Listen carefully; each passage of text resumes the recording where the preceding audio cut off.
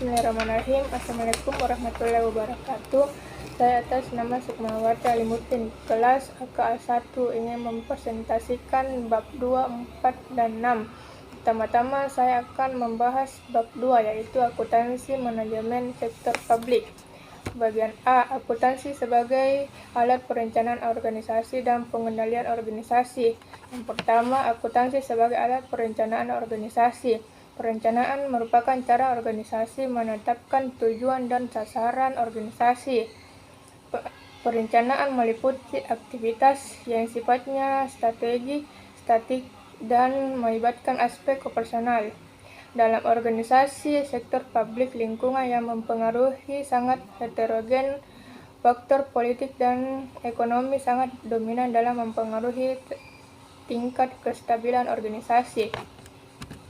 Informasi sebagai alat perencanaan pada dasarnya dapat dibedakan menjadi 3 kelompok, yaitu informasi yang sifatnya rutin ataukah ad hoc, yaitu informasi yang jenis informasi akuntansi. Yang kedua, informasi kuantitatif ataukah kualitatif, yaitu informasi yang melalui aljabar. Dan yang ketiga, informasi disampaikan melalui saluran formal ataukah informal.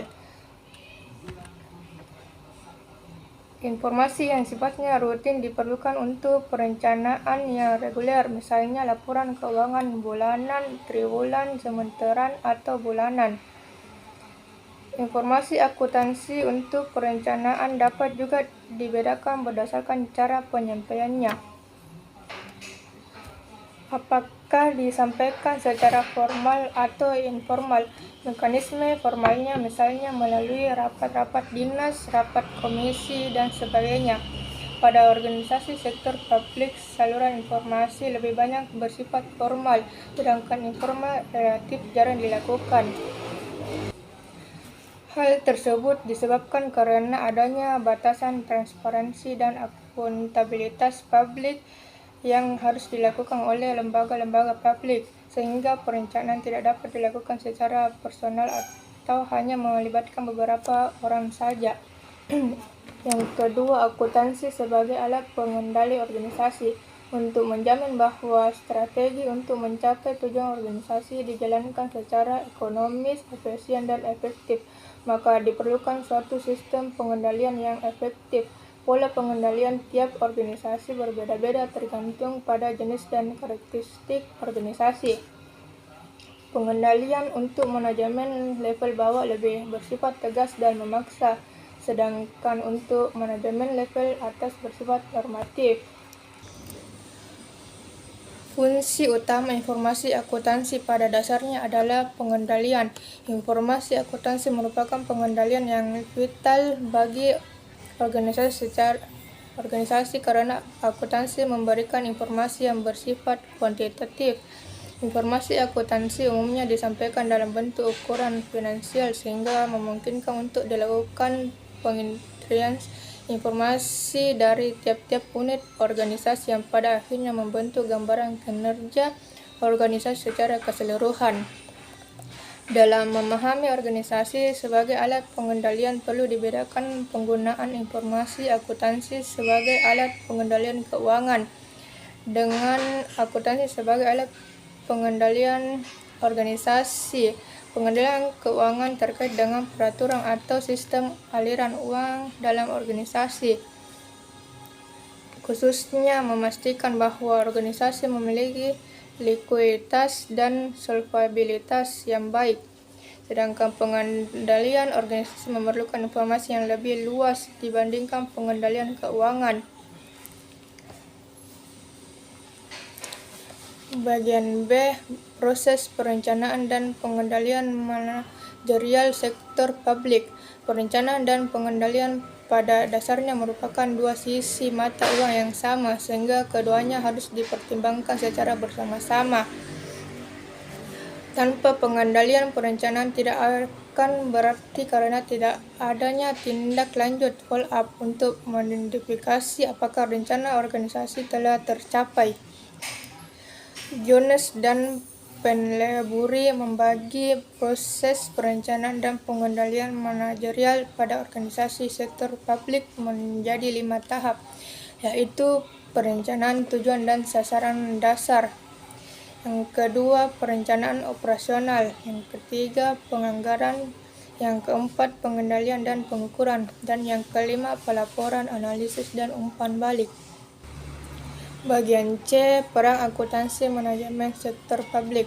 Peran utama akuntansi manajemen dalam organisasi sektor publik adalah memberikan informasi akuntansi yang relevan dan handal kepada manajer untuk melaksanakan fungsi perencanaan dan pengendalian organisasi.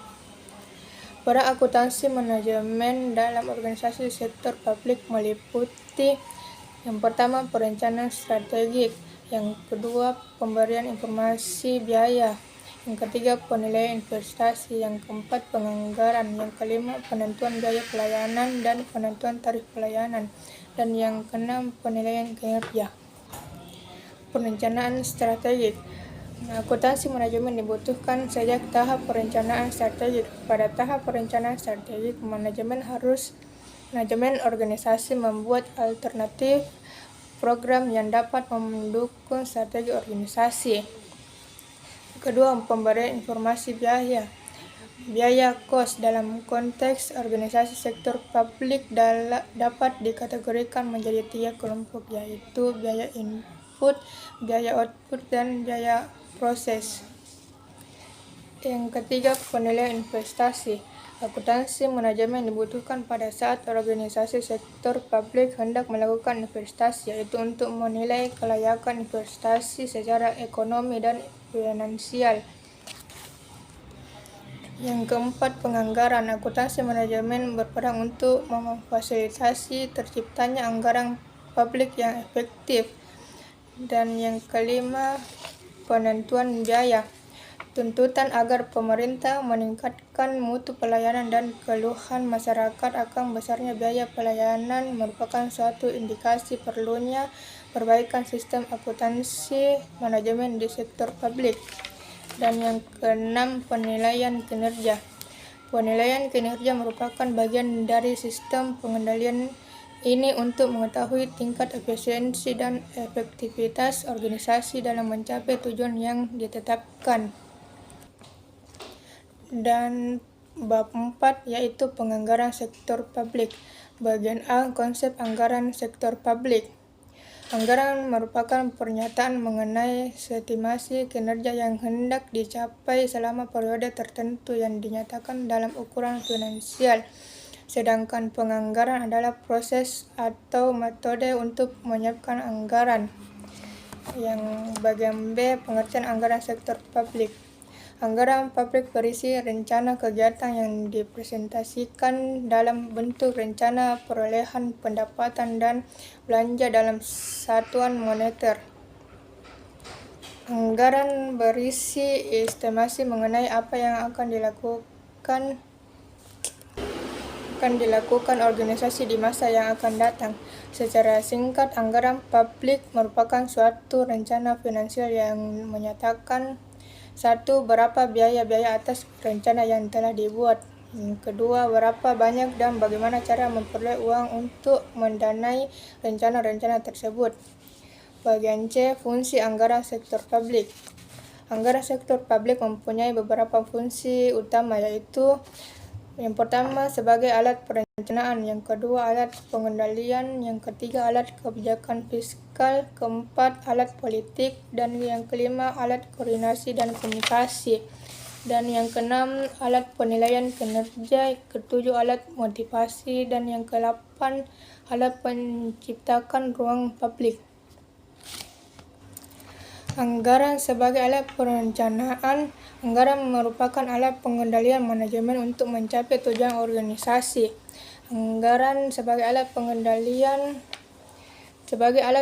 agar anggaran memberikan rencana detail atas pendapatan dan pengeluaran pemerintah agar pembelanjaan yang dilakukan dapat dipertanggungjawabkan kepada publik. Yang ketiga, anggaran sebagai alat kebijakan fiskal. Anggaran sebagai alat kebijakan fiskal digunakan untuk menstabilitas ekonomi dan mendorong pertumbuhan ekonomi. Yang keempat, anggaran sebagai alat politik. Anggaran dapat digunakan untuk memutuskan prioritas dan kebutuhan keuangan terhadap prioritas tersebut. Kelima, anggaran sebagai alat koordinasi dan komunikasi. Setiap unit kerja pemerintah terlibat dalam menyusun anggaran. Yang keenam, anggaran sebagai alat penilaian kinerja. Anggaran merupakan wujud komitmen dari public holder kepada pemberi wewenang. Yang ketujuh, anggaran sebagai alat motivasi. Anggaran dapat digunakan sebagai alat untuk memotivasi manajer dan stafnya agar bekerja secara ekonomis, efektif dan efisien dalam mencapai target dan tujuan organisasi yang telah ditetapkan. Yang ketujuh, anggaran sebagai alat untuk menciptakan ruang publik. Anggaran publik tidak boleh diabaikan oleh kabinet, birokrat, dan DPRD atau MPR. Dan bagian D, proses penyusunan anggaran sektor publik. APBD atau APBN yang dipresentasikan setiap akhir tahun di hadapan DPRD atau DPR. Memberikan informasi kepada masyarakat luas tentang program yang direncanakan oleh pemerintah untuk meningkatkan kualitas hidup masyarakat dan dari mana program tersebut dibiayai. Proses penyusunan anggaran mempunyai 4 tujuan, yaitu membantu pemerintah mencapai tujuan yang meningkat koordinasi antar bagian dalam lingkungan pemerintah. Yang kedua, membantu menciptakan efisiensi dan keadilan dalam menyediakan barang dan jasa publik melalui proses pemprioritasan. Yang ketiga, memungkinkan pemerintah untuk memenuhi prioritas belanja. Yang keempat, meningkatkan transparansi dan pertanggungjawaban pemerintah kepada DPRD atau DPR dan masyarakat luas. Faktor-faktor dominan yang terdapat dalam proses penganggaran adalah: yang pertama, tujuan dan target yang hendak dicapai. 2. Ketersediaan sumber daya atau faktor produksi yang dimiliki pemerintah. Yang ketiga, waktu yang dibutuhkan untuk mencapai tujuan atau target. Yang keempat, faktor lain yang mempengaruhi anggaran seperti munculnya peraturan pemerintah yang baru, fluktuasi pasar, perubahan sosial politik, bencana alam, dan sebagainya. Dan bagian E, prinsip-prinsip pokok dalam siklus anggaran. Pokok-pokok prinsip siklus anggaran harus diketahui oleh penyelenggara pemerintahan, yaitu yang pertama, tahap persiapan anggaran, yang kedua, tahap ratifikasi, yang ketiga, tahap implementasi, dan yang keempat, tahap pelaporan dan evaluasi. Tahap persiapan anggaran, yaitu pada tahap ini dilakukan taksiran pengeluaran atas dasar taksiran pendapatan yang tersedia. Yang perlu diperhatikan adalah sebelum menyetujui taksiran pengeluaran terlebih dahulu, hendaknya dilakukan taksiran pendapatan secara lebih akurat. Dan yang kedua, tahap ratifikasi. Tahap ini melibatkan proses politik yang cukup rumit dan cukup berat. Yang ketiga, tahap implementasi atau pelaksanaan anggaran. Setelah disetujui oleh legislatif, tahap selanjutnya adalah pelaksanaan anggaran. Hal terpenting yang harus dimiliki oleh manajer keuangan publik adalah dimilikinya setiap informasi akuntansi dan sistem pengendalian manajemen. Yang keempat, tahap pelaporan dan evaluasi. Tahap persiapan ratifikasi dan implementasi terkait dengan aspek operasional anggaran, sedangkan tahap pelaporan dan evaluasi terkait dengan aspek akuntabilitas. Jika tahap implementasi telah didukung dengan sistem akuntansi dan sistem pengendalian manajemen yang baik, maka pada tahap pelaporan diharapkan tidak memiliki masalah. Dan yang terakhir, bab 6, yaitu laporan keuangan sektor publik. Yang pertama, teori akuntansi sektor publik. Teori akuntansi memiliki kaitan yang erat dengan akuntansi, terutama pelaporan keuangan pada pihak eksternal. Teori akuntansi sektor publik sendiri sebenarnya masih dipertanyakan apakah memang ada teori akuntansi sektor publik. Sektor swasta yang perkembangan akuntansinya lebih pesat saja oleh beberapa ilmuwan masih dipertanyakan apakah sampai saat ini benar-benar memiliki teori akuntansi yang mapan. Teori memiliki 3 karakteristik dasar, yaitu yang pertama, kemampuan untuk menerangkan atau menjelaskan fenomena yang ada. Yang kedua, kemampuan untuk memprediksi. Yang ketiga, kemampuan mengendalikan fenomena. Pada dasarnya, terdapat 3 tujuan mempelajari teori akuntansi, yaitu yang pertama, untuk memahami praktik akuntansi yang ada saat ini. Yang kedua, mempelajari kelemahan dan kekurangan dari praktik akuntansi yang saat ini dilakukan. Dan yang ketiga, memperbaiki praktik akuntansi di masa datang. Adapun hambatan menghasilkan laporan keuangan sektor publik, yaitu objektivitas, kedua konsistensi, ketiga daya banding, keempat tepat waktu, kelima ekonomis dalam penyajian laporan, dan yang keenam materialitas. Objektivitas merupakan kendali utama dalam menghasilkan laporan keuangan yang relevan. Yang kedua, konsistensi, yaitu mengacu pada penggunaan metode atau teknik akuntansi yang sama untuk menghasilkan laporan keuangan organisasi selama beberapa periode waktu secara berturut-turut. Dan yang ketiga, daya banding, yaitu laporan keuangan sektor publik hendaknya dapat dibandingkan antara periode waktu dan dengan instansi lain yang sejenisnya. Keempat, tepat waktu, yaitu laporan keuangan harus disajikan tepat waktu agar dapat digunakan sebagai dasar pengambilan keputusan ekonomi, sosial, dan politik, serta untuk menghindari tertundanya pengambilan keputusan tersebut.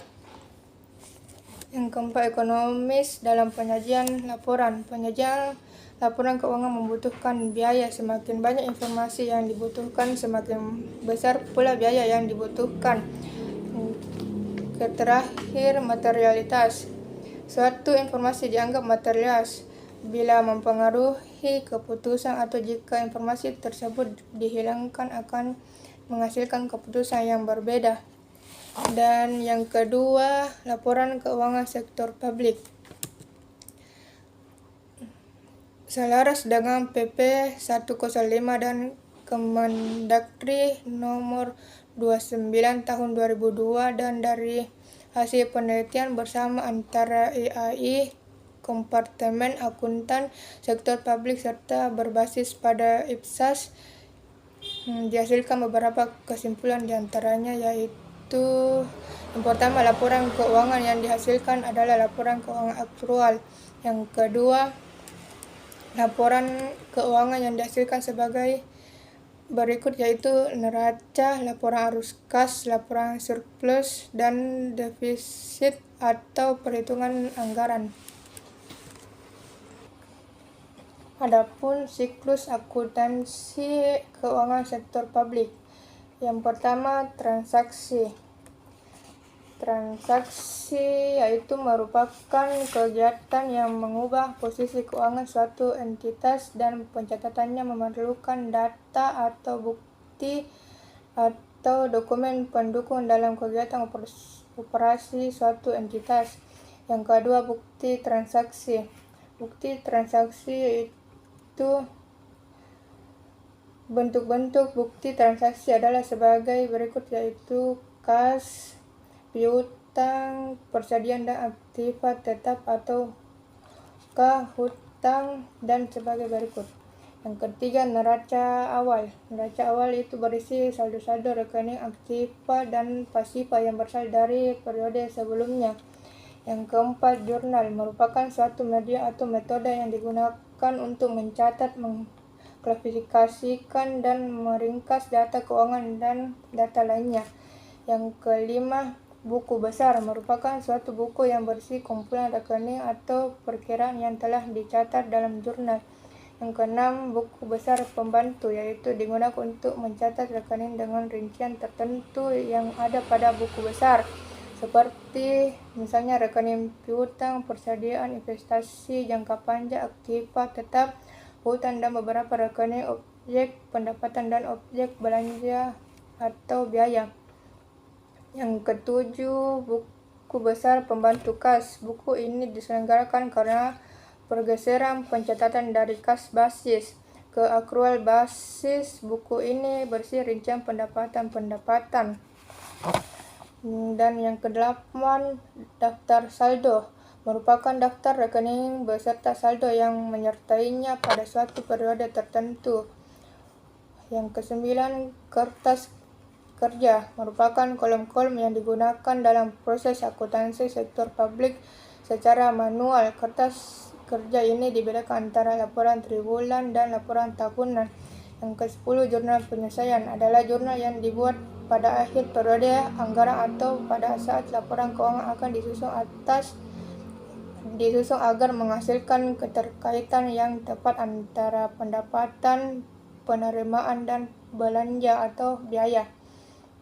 Yang ke-11, jurnal eliminasi. Jurnal ini dibuat dengan tujuan untuk mengeliminasi saldo semua rekening timbal balik antara Pemda dan dinas. Yang ke-12, laporan keuangan adalah hasil akhir dari proses akuntansi yang menyajikan informasi yang berguna untuk pengambilan keputusan oleh berbagai pihak yang kepentingan. Yang ke-13, jurnal penutup. Jurnal penutup merupakan langkah terakhir yang dibutuhkan dalam siklus akuntansi, yaitu setelah laporan keuangan selesai disusun dan dilakukan hanya pada akhir periode anggaran. Jurnal penutup ini untuk mengontrolkan rekening-rekening pendapat atau penerimaan dan rekening biaya atau belanja sehingga untuk periode anggaran berikutnya telah siap kembali menerima dan adapun bentuk-bentuk laporan keuangan pada organisasi sektor publik diantaranya yaitu nota perhitungan anggaran adalah laporan yang menggambarkan selisih antara jumlah yang dianggarkan dalam APBN atau APBD awal periode dengan jumlah yang direalisasi pada APBN atau APBD di akhir periode. Yang kedua, laporan arus kas. Laporan arus kas adalah laporan yang menggambarkan perubahan posisi kas dalam satu periode akuntansi. Pada laporan ini perubahannya akan dilihat dari kegiatan operasi, pengendalian, dan investasi. Yang ketiga, laporan kinerja keuangan atau surplus defisit. Pada laporan ini mirip dengan laporan rugi laba pada entitas bisnis.